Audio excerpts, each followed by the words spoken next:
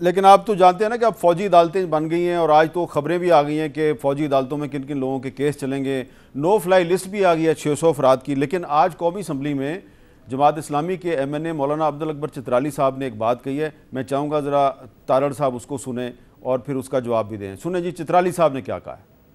Military court में मुकदमा चलाना जमात इस्लामी इसकी मुखालफत करती है। ये शहबाज शरीफ के गले में पड़ जाएगी। मुजरिम के बजाय उनके वालिद वालिदा, उनके बहन भाइयों, उनकी बीवी को तकलीफ देना शरअन हराम और नाजायज है। जनाब स्पीकर, ये कहाँ का इंसाफ है?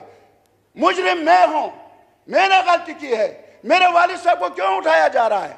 मेरी वालिदा को क्यों उठाया जा रहा है? मेरे बहन भाइयों को क्यों उठाया जा रहा है?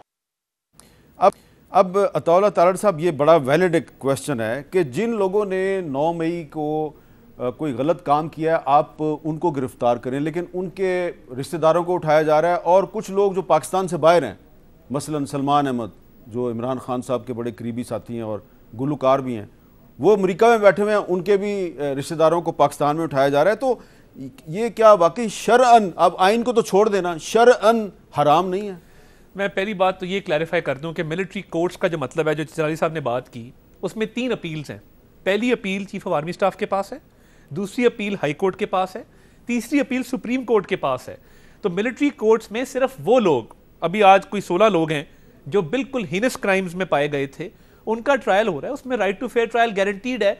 और अभी अजहर सिद्दीक साहब ने आर्टिकल 10 की बात की, उसमें लिखा हुआ है कि ये प्रिवेंटिव डिटेंशन पे अप्लाई नहीं करेगा। आइन पढ़ लिया करें तो ये चीज़ें क्लियर हुआ करें। देखें, जहां तक बात है लोगों को उठाने की, ये तो फिर भी 9 मई के वाकयात हैं।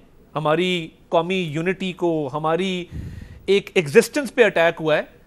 सियासी मुखालफत में सुबह फ़ोन खान साहब करते थे और शाम को फरियाल तालपुर साहिबा को चांद रात को जेल में बंद कर दिया जाता था। सुबह फ़ोन करते थे कि मरियम को वालिद के सामने गिरफ्तार करना और बताना कि नवाज शरीफ साहब के चेहरे के क्या तासुरात थे, और बंद कर दिया जाता था। काला कानून तो वो नैब का ऑर्डिनेंस था जिसके तहत कहा जाता था ख्वाजा आसिफ को ज़मीन पे सुलाओ। इमरान खान साहब वज़ीर आज़म हाउस से जेलों को मॉनिटर करते थे कि शहबाज शरीफ को घर का खाना मत देना, बख्तरबंद में लेके आना ताकि झटके लगें। मैं खुदारा सियासी इंतकाम वो था। रियासत पे हमला हुआ है, पूछगछ के लिए घर वालों से ये तो पूछना जायज है ना कि आपका भाई बेटा है। एक सवाल है कि चलें वो तो सियासी इंतकाम था, लेकिन आज तो पूरी पाकिस्तानी कौम से इंतकाम लिया जा रहा है। डॉलर 300 रुपये से भी ऊपर चला गया। ये पूरी कौम से इंतकाम नहीं है? देखिए, मैं ये समझता हूँ कि हम जो हालात छोड़ के गए थे, मोटरवेज बन रही थी, बिजली के कारखाने लग रहे थे, तरक्याती मनसूबे लग रहे थे, पाकिस्तान में CPEC आ चुका था।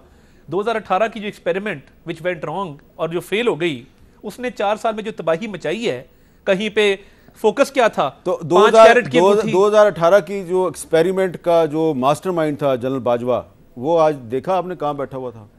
मैं देखें, वो एक आज शुदा की तकरीब थी, वो अपने फॉर्मर चीफ को बुलाते हैं, उनकी मर्जी है। मगर मैं जिसको बुलाया उनकी मर्जी, जिस मर्जी को बुलाया वो शुदा आपके लिए मगर मास्टरमाइंड जो जनरल फैज है वो तो यहाँ मौजूद नहीं थे, मुझे नहीं नजर। जनरल अच्छा, मास्टरमाइंड जनरल फैज है। इन्होंने तो कहा ना अप्रैल में कहा कि मैं अपनी, हम न्यूट्रल हैं और हम अपनी गलती जो है वो तस्लीम करते हैं। सिद्दीक साहब,